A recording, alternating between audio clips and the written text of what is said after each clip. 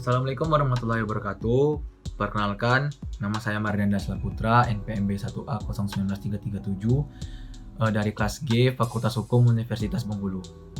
Baiklah, di sini saya akan menjelaskan tentang materi leasing dari mata kuliah Hukum Perbankan dan Pembiayaan. Baiklah, di sini yang pertama saya akan menjelaskan tentang pengertian sewa guna usaha atau leasing. Sewa guna usaha atau leasing adalah segala kegiatan pembiayaan perusahaan dalam bentuk penyediaan barang-barang modal yang penggunaannya diserahkan pada suatu perusahaan atau melalui pembayaran secara berkala dalam jangka waktu tertentu. Leasing diatur juga dalam sumber hukum Perpres RI nomor 9 tahun 2009 tentang lembaga pembiayaan. Biasanya, pihak-pihak yang terlibat dalam leasing itu ada 4. Yang pertama, lessor, yang kedua, lessee, yang ketiga, supplier, dan yang keempat itu bank. Penggolongan perusahaan leasing itu terdapat ada 3. Yang pertama, independent leasing company. Yang kedua, captive lessor. Yang ketiga itu lease broker atau packager. Dan selanjutnya itu ada proses dan mekanisme transaksi leasing. Leasing pada prinsipnya merupakan industri multidisiplin yang meliputi antara lain bidang perpajakan, keuangan, dan konsep akuntansi. Dari definisi leasing yang telah dibahas pada awal bab ini, dapat disimpulkan bahwa leasing mengandung arti suatu perjanjian antara pemilik barang lessor dengan pemakai barang lessee.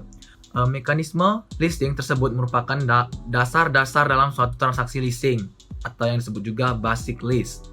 Pihak lease berkewajiban membayar sewa secara periodik kepada lessor sebagai kompensasi atas penggunaan barang tersebut. Dalam definisi, ini hanya 2 pihak yang terkait, yaitu lessor dan lessee. Padahal dalam praktiknya, pihak supplier merupakan pihak yang terlibat dalam suatu mekanisme transaksi leasing. Teknik-teknik pembiayaan leasing. Yang pertama itu finance lease dan yang kedua operating lease. Finance lease merupakan suatu bentuk pembiayaan dengan cara kontrak antara lessor dengan lessee, di mana yang pertama, lessor adalah pihak pemilik barang atas objek leasing. Yang kedua, lessee berkewajiban membayar kepada lessor secara berkala sesuai dengan jumlah dan jangka waktu yang disetujui. Yang ketiga, lessor dalam jangka waktu perjanjian yang disetujui tidak dapat secara sepihak mengakhiri masa kontrak atas pemakaian barang tersebut. Dan yang terakhir, lessee pada akhir periode kontrak memiliki hak opsi. Yang pertama itu membeli barang tersebut sesuai dengan nilai sisa yang disepakati. Yang kedua, mengembalikan pada lessor, atau yang ketiga, memperpanjang masa lease. Ciri-ciri finance lease.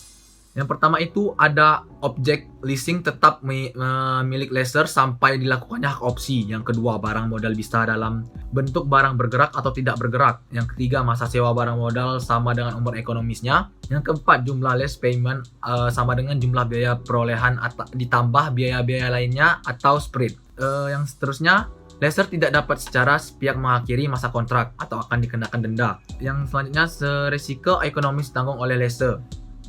Perbedaan pembiayaan leasing dengan pembiayaan lainnya. Yang pertama itu ada leasing dengan sewa menyewa, dan yang kedua leasing dengan sewa beli, dan yang ketiga leasing jual beli dengan cicilan, dan yang keempat fleksibilitas dalam leasing. Kelebihan leasing sebagai sumber pembiayaan. Yang pertama itu ada pembiayaan penuh, yang kedua ada lebih fleksibel, dan yang ketiga sumber pembiayaan alternatif, dan yang keempat off balance sheet, yang kelima arus dana, yang keenam proteksi inflasi, yang ketujuh perlindungan akibat kemajuan teknologi, dan yang terakhir itu ada sumber pelunasan kewajiban. Yang ke-8 ada kapitalisasi biaya, resiko keusangan, kemudahan penyusutan anggaran, pembiayaan proyek skala besar, meningkatkan debt capacity. Dan selanjutnya itu ada pembayaran angsuran sewa guna usaha atau lease payment. Besarnya lease payment setiap periode ditentukan oleh faktor-faktor sebagai berikut: nilai barang modal, simpanan jaminan, nilai sisa, jangka waktu, dan tingkat bunga. Mungkin itu saja yang bisa saya jelaskan tentang sedikit materi tentang leasing dari mata kuliah Hukum Perbankan dan Pembiayaan. Mohon maaf kalau ada salah kata dan masih ada yang kurang. Saya akhiri. Wassalamualaikum warahmatullahi wabarakatuh.